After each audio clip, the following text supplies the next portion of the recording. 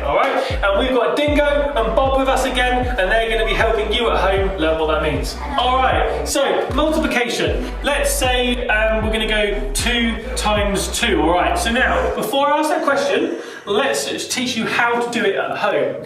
So say if I had 2 pebbles like this, all right? Okay, and what this basically means is I'm just copying and pasting this amount twice. So you go 1, and then you copy and paste it again to make 2.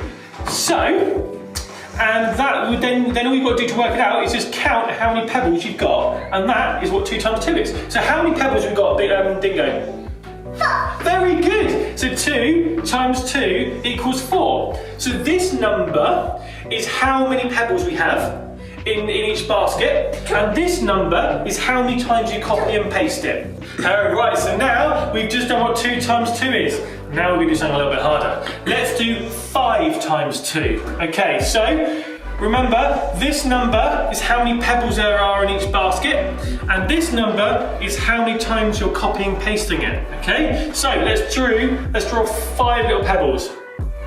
Okay, and that's in one basket. All right, and then we're copying and pasting it how many times?